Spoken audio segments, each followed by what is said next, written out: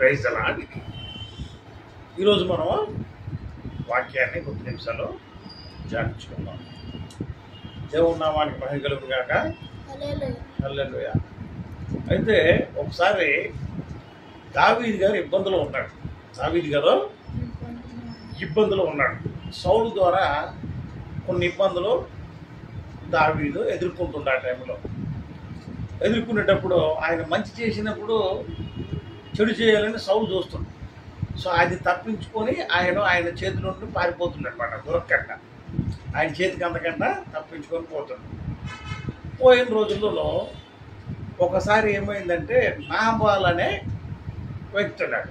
ఆ నాబాల్ ద్వారా పశువుల కాపర్లు, గొర్రెల కాపర్లు అందరూ దావీదు అరణ్యంలో ఉండేటప్పుడు, వాళ్ళు అక్కడ మేపుతుండేటప్పుడు ఈ నాబాలదాలు మంచి ఆస్తి గలవాడు.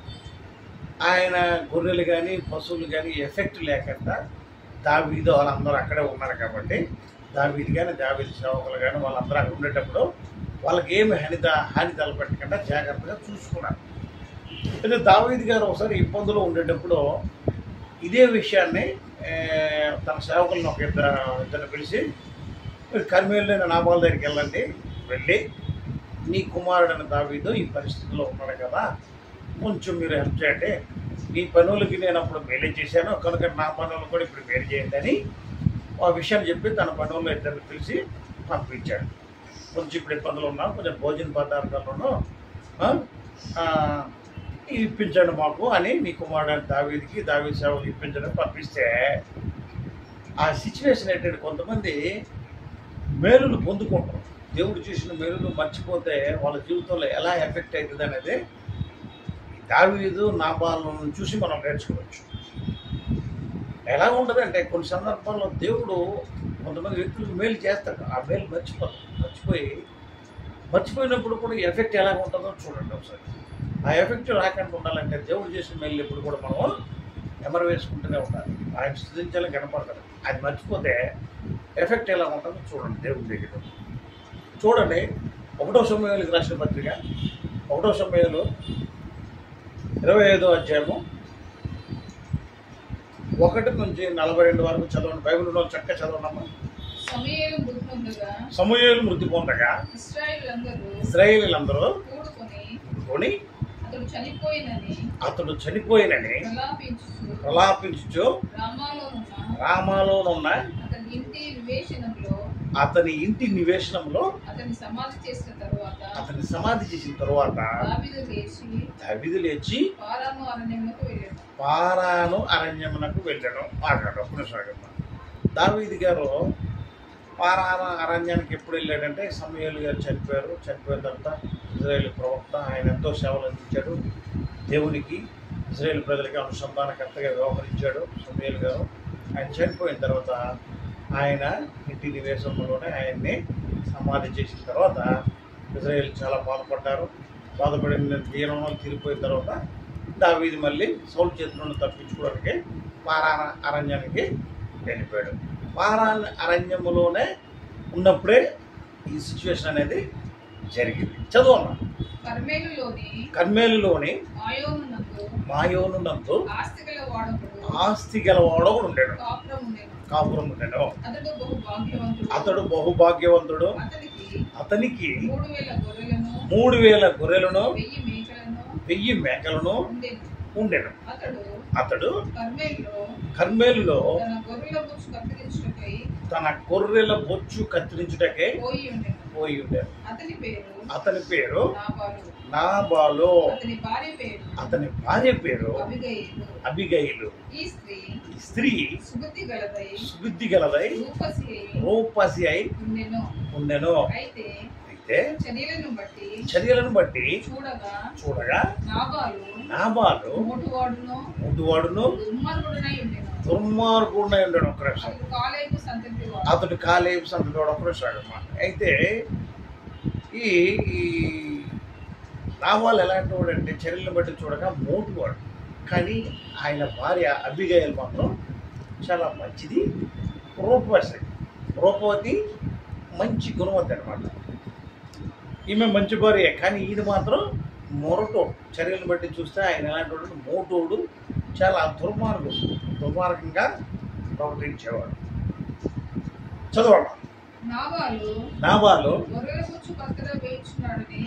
గొర్రెల బొచ్చు కత్తిరించుచున్నాడని అరణ్యమందున్న దావీదు విని తన పనివారిలో 10 మందిని పిలిచి వారితో ఇట్లా నేను మీరు కర్మేలునకు నాబాలునకు పోయి నా పేరు చెప్పి కుశల ప్రశ్నలు అడిగి ఆ భాగ్యవంతునితో మీకును మీ ఇంటికి నీకు కలిగిన అంతటికి క్షేమమోనుగాక అని పలికి ఈ వర్తమానం తెలియజెప్పను. నీ యొద్ద గొర్రెల బొచ్చు కత్తిరించేవారున్నారని నాకు వినబడను. మీ గొర్రెల కాపర్లు మా దగ్గర ఉండగా మేము వారికి ఏ కీడు చేసి ఉండలేదు. వారు కర్మేల్లో ఉన్నంతకాలం వారేది పోగొట్టుకోలేదు. నీ పని వారిని నీవు అడిగిన వారు అలాగ చెప్పుదురు. కాబట్టి నా పని వారికి దయచూపుము. శుభదినమున మేము వచ్చితిమి కదా, నీకు ఇష్టం వచ్చినట్లు నీ దాసులకును నీ కుమారుడైన దావీదునకు ఇమ్ము అని అన్నాడు అన్నమాట ఒక్కసారమ్మ. అయితే దావీదు గారు ఈ నాబాలు గొర్రెబొచ్చు కత్తిరించుతున్నాడనే సంగతి విని ఆయన దగ్గరికి తన దాసులను 10 మందిని పిలిచి అక్కడ పంపించాడు. ఆయన మీరు వెళ్ళి నా గురించి చెప్పండి, వాళ్ళ కర్మల్లో ఉండేటప్పుడు వాళ్ళ మందలకు కానీ వాళ్ళకి మనం ఏమీ ఎఫెక్ట్ చేయలేదు. సో ఈ విషయాన్ని చెప్పి ఆయన దగ్గర నుండి సహాయం మనం తీసుకుందాము అని అన్నాడు అనమాట. దావీదు ఎక్కడ ఉన్నాడు? ఇప్పుడు పారారణ్యంలో ఉన్నాడు. అప్పుడు వీళ్ళు వెళ్ళారు, జరిగిన సంగతి అంతా చెప్పారు. చెప్తే ఆ విషయం ఏంటంటే ఆ వ్యక్తి ఆయన గుణం అంతటా ఎలాంటాడంటే కొంచెం దుర్మార్గుడు, కర్కశమైన కఠినుడు అనమాట. ఆయన చేసిన మేలు మర్చిపోయే తత్వం ఆయన. చదవమ్మా నెక్స్ట్. దావీదు పనివారు వచ్చి దావీదు పేరు చెప్పి ఆ మాటలన్నింటినీ నాబాలునకు తెలియజేసి కూర్చుండగా నాబాలు దావీదు ఎవడు? యెష్షై కుమారుడు తన యజమానులను విడిచి పారిపోయిన దాసులు ఇప్పుడు అనేకులు ఉన్నారు. నేను సంపాదించిన అన్నపానములను నా గొర్రెల బొచ్చు కత్తిరించు వారి కొరకు సిద్ధపరిచిన నేను వధించిన పశుమాంసమును తీసి నేను బొత్తిగా ఎరిగిన వారికి ఇద్దునా అని దావీదు దాసులతో చెప్పక నిమిషం. ఇక్కడ ఏమైందంటే దావీదు మంచిగా పంపించాడు. అన్ని కుశల ప్రశ్నలు అడిగి చక్కగా చెప్పండి, ఆ తర్వాత మన నీ కుమారుడు దావీదు ఇప్పుడు నీ దగ్గర నుండి సహాయాన్ని ఆర్జిస్తున్నాడు అని చెప్పండి అంటే వీళ్ళు వెళ్ళి మొత్తం అంతా చెప్పారు. చెప్పిన తర్వాత అక్కడి నుంచి రివర్స్ సమాధానం ఎలా ఉందంటే చేసి చూడండి, కొంతమంది అలాగే ఉంటారనమాట.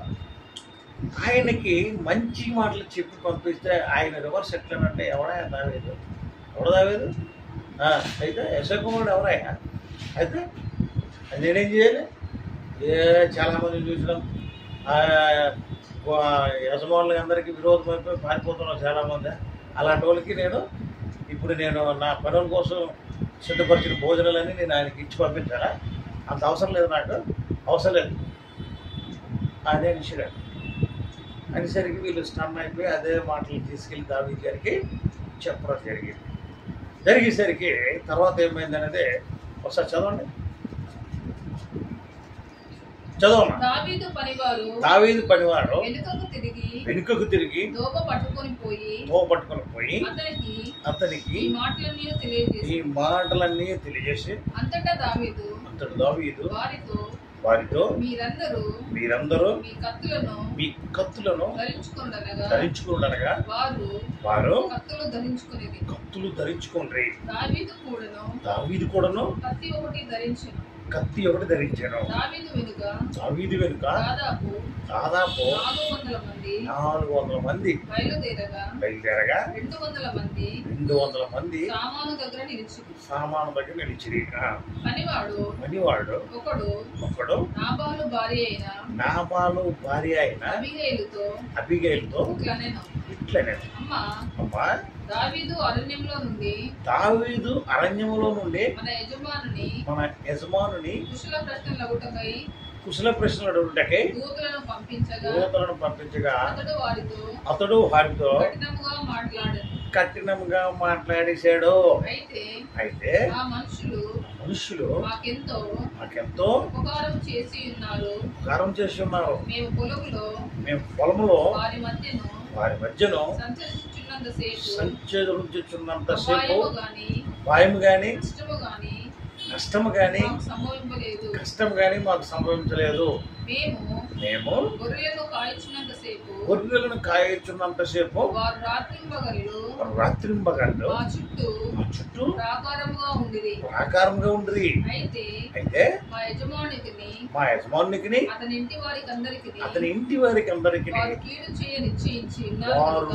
కీడు చేయ నిశ్చయించున్నారు కనుక ఇప్పుడు నీవు చేయవలసిన దానిని బహు జాగ్రత్తగా ఆలోచించుము. మన యజమానుడు బహు పనికిమాలినోడు, ఎవరిని తనతో మాట్లాడనీయుడు. ఆయన ఒక నిమిషం. ఇక్కడేమైందంటే దావీదు మనుషులకి నాబాలు గట్టిగా మాట్లాడడం జరిగింది, రివర్స్లో మాట్లాడడం జరిగింది. ఇదే విషయాన్ని దావీదు మనుషులు వెళ్ళి చెప్పారు. వెంటనే దావీదు కోపం వచ్చేసింది. ఆయన ఉపకారానికి అపకారం చేస్తాడా ఈ వ్యక్తి? తెల్లవారిసరికి నామాలు ఇంట్లో ఒక్కడు కూడా బతకనివ్వకూడదు, చలో బయలుదేరండి అనేసి మొత్తము బయలుదేరాడు. అందరూ మీ కత్తులు ధరించుకోండి అనేసి దావీదు కూడా కత్తి తీసుకుని నామాల కుటుంబాన్ని సర్వనాశనం చేసేది మాత్రం బయలుదేరేసరికి అయితే నామాల దగ్గరికి దావీదు సేవకులు వచ్చి ఈ మాట చెప్పారనే సంగతి నాబాలు భార్య అయిన అబిగైలుకి నాబాలు దాసుల్లో ఒక ఆయన అబిగైలు చెప్పడం జరిగిందమ్మా, దావీదు గారు సేవకులు వచ్చారు, వాళ్ళు మనకు ఎంతో మేలు చేసి ఉన్నారు, మేము అరణ్యంలో గొర్రెల మందని కాస్తుంటే వాళ్ళ వల్ల మాకు ఏ నష్టం కానీ కష్టం కానీ రాలేదు. అయితే వాళ్ళు ఏదో సహాయం కోసం వస్తే మన యజమానుడు మాకు పనికిరానుడు కాబట్టి వాళ్ళతో గట్టిగా మాట్లాడేసి తిట్టి పంపించాడు. కనుక ఈ విషయం అయితే కొంచెం ఆలోచించుకోండి. దావీదు సేవకులు చాలా డేంజరు, వాళ్ళతో మంచిగా ఉంటేనే బాగుంటారు, మంచిగా లేకపోతే వాళ్ళు చేసిన మంచి మనం చెడుగా వ్యవహరిస్తే వాళ్ళు ఊరుకోరు, క్షమించే రకాలు కాదు. కనుక మీరు ఒకసారి ఇది ఆలోచించి మంచి నిర్ణయం తీసుకోండి అని అబిగైలుతోని, నాబాలు భార్య అయిన అబిగైలుతోని నాబాలు సేవకుడు చెప్పడం జరిగింది. వెంటనే ఏం జరిగింది చూడండి ఒకసారి, చదవమ్మ మళ్ళీ. అందుకు అబిగైలు నాబాలుతో ఏమీ చెప్పక త్వరపడి 200 రొట్టెలను 2 ద్రాక్షారసపు తిత్తులను వండిన 5 గొర్రెల మాంసమును 5 మానికలు వేసిన ధాన్యమును 100 ద్రాక్ష గెల్లను 200 అంజూరపు అడలను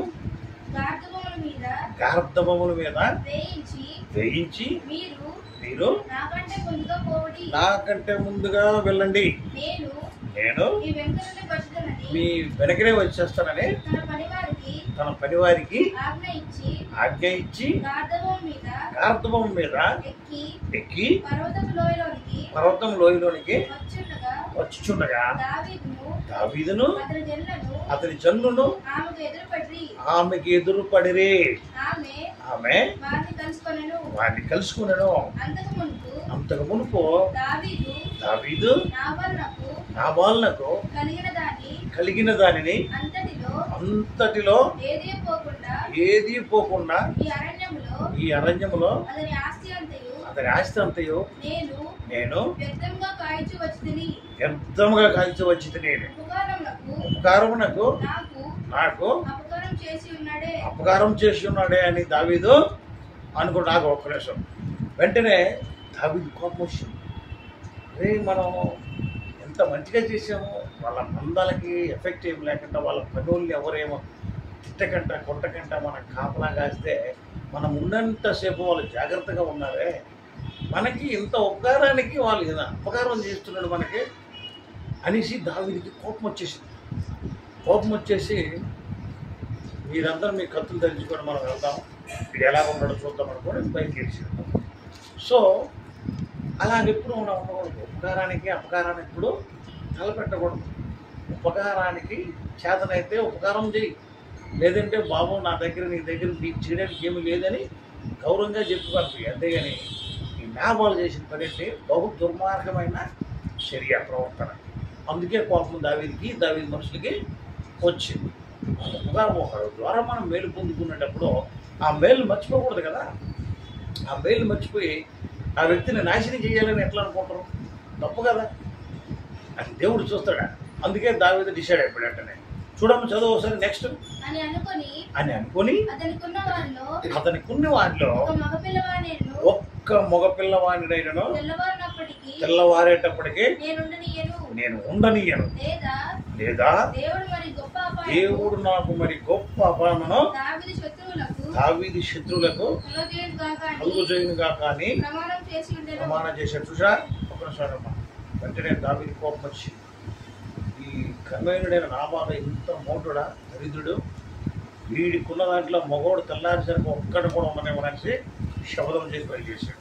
నెక్స్ట్ చదువునా. అబిగైలు దావీదును కనుగొని అర్థం మీద నుండి త్వరగా దిగి దావీదునకు సాష్టాంగపడి నమస్కారం చేసి అతని పాదములు పట్టుకుని ఎట్లనను, నా ఏళ్ళవాడా ఈ దోషము నాదని ఆపరేషన్.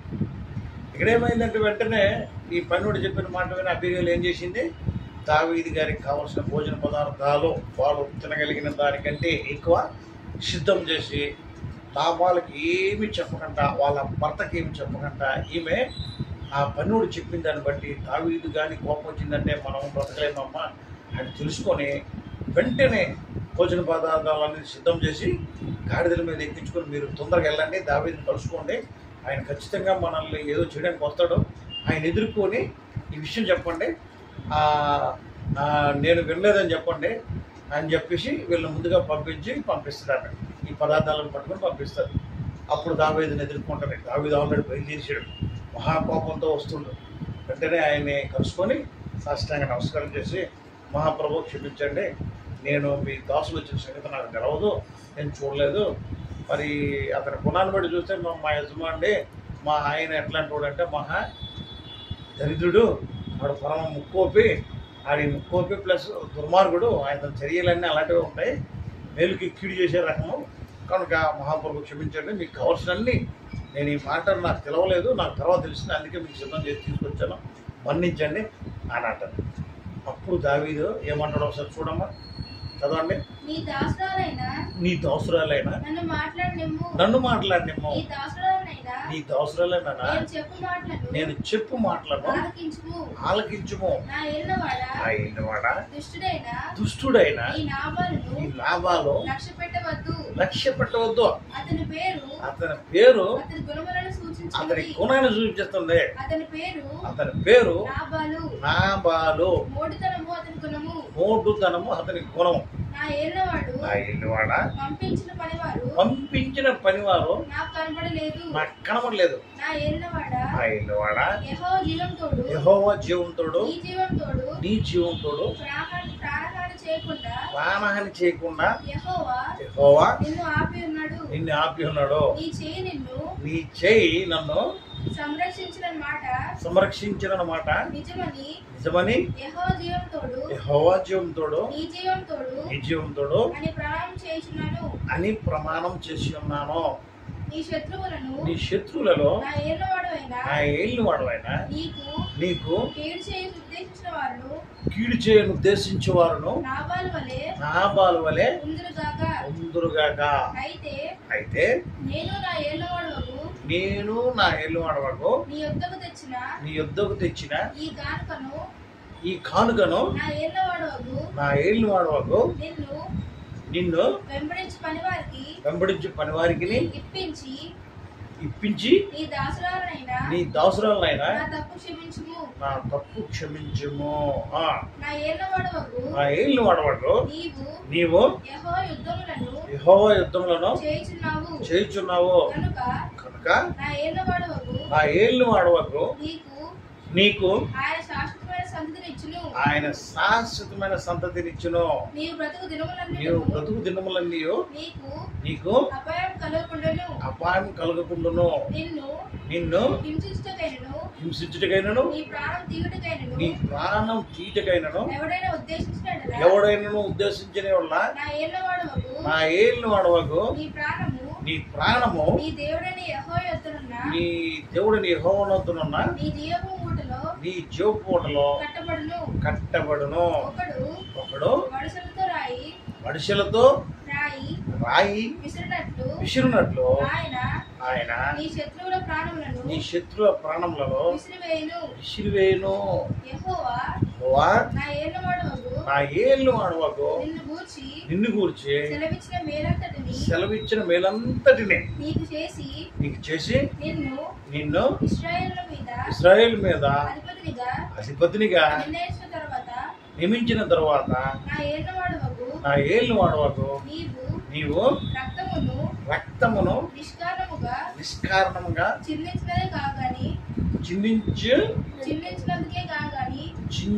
చిందించినందుకే గాని నా ఏళ్ళు వాడవకు నీవు పగ తీర్చుకున్నందుకే గాని మనోవిచారమైనను దుఃఖమైనను నా ఏళ్ళు వాడవకు నీకు ఎంత మాత్రమును కలగకపోవును గాక. యెహోవా నా ఏళ్ళు వాడవకు నీకు మేలు చేసిన తర్వాత నీవు నీ దాసురాలకు నన్ను జ్ఞాపకం చేసుకును ఆయనను. సో ఇక్కడ అబిగయల్ వెంటనే దావీదు గారు ఎప్పుడైతే కోపంతో ఉన్నారనే సంగతి దాసులు గుర్తు చేశాడు. వెంటనే ఆయన ఎదుర్కొని ఈ మాటలన్నీ చెప్పింది. అయ్యా ఈ దాసులు వచ్చిన సంగతి నాకు తెలవదు, మా ఊడు అంతేనే ఆడు పరం పనికి మానవుడు, సరే వదిలేయండి, మర్చిపోండి, ఎందుకో పగ తీర్చుకోవడానికి మీరు అలాంటివి చేయకండి, నాకు తెలవదు, ఆ తప్పు నాదే, నన్ను క్షమించండి, ఇదిగోండి మీకు కావాల్సిన ప్రతిదీ నేను తెచ్చాను, ఇవన్నీ మీరు స్వీకరించి మీ దాసులందరూ తినండి, బాగా ఉండండి, దేవుడు మిమ్మల్ని అభివృద్ధి చేస్తాడు, మిమ్మల్ని ఇజ్రాయేల్ మీద రాజును కూడా చేస్తాడు మహాప్రభు, మీరు అందుకనే మీరు అలాంటి పనికిరాని కార్యక్రమాలు చేయకుండా రక్తాన్ని ఉలికించకుండా నన్ను దేవుడు పంపించాడు, దేవుడికి మహిమ కలుగును గాక అని అబిగయలు దావీదు గారితో ఉండడం జరిగింది. వెంటనే దావీదు శాంతించి వెంటనే ఎదుర్కొంది కదా, ఎదుర్కొన్న వెంటనే దావీదు కూడా కోపం తగ్గింది.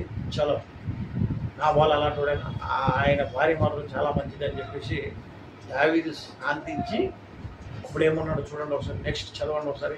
అందుకు దావీదు నాకు ఎదురుపడుటకై నిన్ను పంపిన ఇశ్రాయేలీయుల దేవుడైన యెహోవాకు స్తోత్రం కలుగును గాక. నేను పగ తీర్చుకొనకుండాను ఈ దినమున ప్రాణము తీయకుండాను నన్ను ఆపినందుకై నీవు ఆశీర్వాదం నందుదువు గాక. నీవు చూపిన బుద్ధి విషయమై నీకు ఆశీర్వాదం కలుగును గాక. నీవు త్వరపడి నన్ను ఎదుర్కొనక పోయిన ఎడల నీకు హాని చేయకుండా నన్ను ఆటంకపరిచిన ఇశ్రాయేలీయుల దేవుడైన యెహోవాజీవంతోడు తెల్లవారులోగా నాబాలునకు మగవాడొక్కడును విడవకున్నట్లు మాట నిశ్చయము అని చెప్పి తన యొద్దకు ఆమె తెచ్చిన వాటిని ఆమె చేత తీసుకొని నీ మాటలు నేను ఆలకించి నీ మనవి అంగీకరించి సమాధానంగా నీ ఇంటికి పొమ్మని ఆమెతో చెప్పాను. అబిగయలు తిరిగి నాబాలు నొద్దకు రాగా రాజులు విందు చేసినట్లు అతడు ఇంటిలో విందు చేసి త్రాగుచు బహు సంతోషించుచు మత్తుగా నుండెను గనుక తెల్లవారు వరకు ఆమె అతనితో కొద్ది గొప్ప మరేమీ చెప్పక ఊరకుండెను. సరే, ఇక్కడ దావీదు గారిని ఎదుర్కొంది, మొత్తం ఇదంతా స్టోరీ చెప్పిన తర్వాత దావీదు కూడా సరే ఓకే, నేను కానీ బయలుదేరి వచ్చేసానంటే నీ పని చేసేద్దాం అనుకున్నా, నా వాళ్ళ పని మొత్తం చేద్దాను, కానీ ఆ పని చేయకుండా నిన్ను నాకు ఎదురుగా పంపించి దేవుడు ఈ అపరాధాన్ని చేయకుండా నన్ను కాపాడాడు. దేవునికి భయం కలుగును కాక, అలాగే నువ్వు నాకు చేసిన పని బట్టి దేవుడు నేను దీవించిన కాక అని దావీదు కూడా అబిగయీలుతో చెప్పి, నేను ఇంకేం చేయనమ్మా, సమాధానంగా మీ ఇంటికి వెళ్ళిపోవడం ఏం కాదు, ఏం భయలేదు, నా సైడ్ నుంచి ఏం కీడు నీకు ఇక జరగదు, నేనైతే నిశ్చయించాను, నువ్వు కానీ నాకు ఎదురుగా రాకపోతే ఖచ్చితంగా నా వాళ్ళ ఇంట్లో ఒక్క మగవాడిని కూడా బతకనేవాడు అని అనుకున్నాను. నేను డిసైడ్ అయిపోయాడు. కానీ అది జరగకుండా దేవుడే మిమ్మల్ని కాపాడాడు, ఆయన స్తోత్రం కలుగుగా కానీ దావీదు గారు పలకడం జరిగింది. చూడండి, దావీదు ఎప్పుడు కూడా ఏ విషయంలోనైనా దేవునికి స్తోత్రం, చిన్న విషయంలో పెద్ద విషయంలో చెప్తూనే ఉన్నాను. మనము కూడా ఎప్పుడు కూడా మన జీవితంలో ఏ ఆటంకం వచ్చినా, మేలు జరిగినా, కీడు జరిగినా దేవుని స్తుతించడం అనేది అలవాటు చేసుకోవాలి. అప్పుడే మనము దేవుని మేలు పొందుకునే అవకాశం ఉంటుంది. మనలో చాలామంది ఏం చేస్తారంటే, మేలు జరిగిన దేవుడి ద్వారా మేలు పొందుకున్నప్పుడు బాగా ఉంటారు, దేవుడి ద్వారా ఏదైనా చిన్న సమస్య వచ్చిన సత్యం పడిపోయి దేవుడు మర్చిపోతాం. అదే మనం చేసిన పెద్ద తప్పు, రాంగ్ మిస్టేక్. అలా చేయకుండా ఏ విషయంలోనైనా దేవుని మీద ఆధారపడితే మనకు అబిగయీలుకి ఎట్లయితే నష్ట నివారణ జరిగిందో దావీదు ద్వారా, అదే దావీదు ద్వారా మేలు కూడా జరిగింది అబిగయీలుకి. సో అట్లానే అందుకని మనం ప్రతి విషయంలో కూడా చిన్న విషయాన్ని భూతత్వంలో పెట్టి చూసేది అదిరిపోకుండా ఫస్ట్ మనం దేవుని చేతిలో సమస్యనే పెట్టడం అలవాటు చేసుకోవాలి. దేవుని చేతిలో పెట్టి మేలుకి కీడు చేయడం నేర్చుకోకూడదు, మేలుకి ఉపకారమే చేయాలి. ఉపకారానికి అపకారం అనేది తలపెట్టడం మానేయాలి. అప్పుడే మనం దేవుని దగ్గర నుండి మేలుని పొందగలుగుతాం. సో ఆ రోజుల్లో కూడా ఈ నామాలని వాడు చూపడం ఎంత ఉపకారానికి అపకారం చేయడము, మేలు మర్చిపోయి మాట్లాడడం మొదటితే దాని పర్యవసానం ఈ విధంగా ఉంటారు. ఆ పర్యవసానాన్ని తప్పించడానికి దేవుడే అబిగయీలుని పంపించాడు. అబిగయీలుని పంపించిన తర్వాత అబిగయీలు ఇవన్నీ చెప్పి దావీదుని శాంతింపజేసింది. సో ఆ విధంగానే మనం కూడా దావీదు లాంటి ప్రవర్తన కలిగి ఉండాలి, అబిగయీలు లాంటి సుబుద్ధిని కలిగి జీవించడం మన జీవితంలో అలవాటు చేసుకోవాలి. నెక్స్ట్ చదవమ్మా, ఏమైందో? ఉదయమున నాబాలునకు మత్తు తగ్గి ఉన్నప్పుడు అతని భార్య అతనితో ఆ సంగతులను తెలియజెప్పగా భయం చేత అతని గుండె పగిలెను. అతని గుండె పగిలిపోయినాయి. ఈ విషయాన్నంతా దావీదు గారు సమాధానంగా అయిపోయి మా బయలుదేరా నేనేం చేయాలని చెప్పేసి పంపించాడు. ఆమె వెళ్ళిపోయి ఇంటికి వచ్చేసరికి ఈ నామాలు ఉన్నాడు కదా, ఈ మోటోడు దొరికిపోయాడు అనమాట. ఇది గెంతులు వేసుకొని విందు చేసుకొని రాజు విందు చేసినట్టు యాక్షన్ చేస్తున్నాడు. చేసేసి బహు సంతోషంగా ఉల్లాసపడి చేస్తూ ఉంటాడు. ఈ దేవుని భక్తులు లేని వాళ్ళందరూ ఈ మధ్యన కూడా విందులు అవి ఇవి జరుగుతుంటాయి. ఆ జరిగినవన్నీ ఇవే పంపలాడుకునే విందులే అవన్నట్టు. సో అలాంటి మనోడు కూడా అప్పుడు కూడా మనోడు నామాలు కూడా ఆ విధంగానే ఉన్నాడు. ఏం చేశాడంటే ఇక్కడ గెంతులేసి బహు సంతోషంతో ఎంజాయ్ చేస్తున్నాడు. తెల్లవారి వరకు అబిగయీలు ఏం మాట్లాడలేదు, సైలెంట్గా ఈ సంగతుల గురించి ఏమి చెప్పకుండా తర్వాత ఏం చెప్పిందంటే, తెల్లవారు అయిన తర్వాత ఈ సంగతులన్నీ చెప్పింది. ఏమైందంటే అబిగయీలు అలా ఎప్పుడైతే చెప్పిందో మొత్తం వదిలేసి గుండె పగిలిపోయింది మనవాడు. భయం పట్టుకుంది. అమ్మ నాయన ఎంత పని జరిగిందా అని అలా బెక్క బిగిసిపోయాడు. నోటి మాట పడిపోయింది.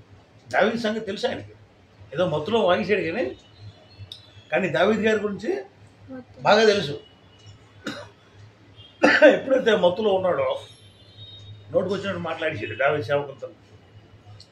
ఈ విషయం ఏదో జరిగిందని భార్య చెప్పేసరికి భయంతోనే గుండె పగిలినంత పని అయిపోయింది. నోటి మాట పడిపోయింది. చూస్తాను కానీ ఆగిపోయింది మొత్తం. వెంటనే 10 రోజులు అయిపోయిన తర్వాత నాబాలు చనిపోవడం జరిగింది. నాబాలు చనిపోయాడు. ఆ తర్వాత మరో 10 రోజులకి దావీదు గారు మళ్ళీ దూతలను పంపించి అబీగయల్ని పెళ్లి చేసుకోవడానికి తగినట్టు వారిని పంపించి ఆమెతో మాట్లాడి, దావీదు గారు మిమ్మల్ని పెళ్లి చేసుకున్నాడమ్మా, రండి పర్లేదు అంటే, మేము పర్లేదమ్మా, పర్లేదు నాయన నేను వస్తాను, అదంత భాగ్యం నేను కాదంటానా అనుకొని వెళ్ళి దావీదు గారు పంపించిన మనుషులతో వెళ్ళి దావీదు గారిని పెళ్లి చేసుకున్నారు. దావీదు కూడా ఆమె పెళ్లి చేసుకొని ప్రశాంత వాతావరణం ఏర్పడింది. అంటే ఈ వాక్యం ద్వారా మనం నేర్చుకోవాల్సింది ఏంటంటే ఉపకారానికి ఉపకారమే చేయాలి, అంతేగాని అపకారాన్ని తలపెట్టకూడదు. నా జీవితంలో కూడా మనకెవరైనా మేలు చేస్తే మేలు బదులు కీడిని తలపెట్టకూడదు. ఆ వ్యక్తి నీకు మేలు చేస్తే మేలే చేయాలి. నీ చేతనైతే మేలు చేతన కాకపోతే నాకు చేత కాదు పరప, నా వల్ల కాదు, నాకు క్షమించండి అనేసి వదిలేసాం. అంతేగాని మేలు పొందుకొని కీళ్ళు చేయాలని చూస్తే మాత్రం దాని పర్యవసానం దేవుడు చూస్తూ ఊరుకోడు అనే సంగతి ఇప్పుడు అర్థమైందా లేదా? దేవుని వాక్యం ద్వారా అర్థమైంది కదా. సో నేర్చుకో. అందుకని మనం ఇప్పుడు మన జీవితంలో దేవుని దగ్గర నుండి మేలును పొందుకునేటప్పుడు కొంచెం ఒళ్ళు దగ్గర పెట్టుకుని ఉండడం నేర్చుకోవాలి. దేవుని దగ్గర ఒళ్ళు దగ్గర పెట్టుకుని ఉంటే నీకే కీడు రాదు. వచ్చిన కీడు కూడా అది దేవుని వల్లే వస్తుంది కాబట్టి వెంటనే పోతుంది.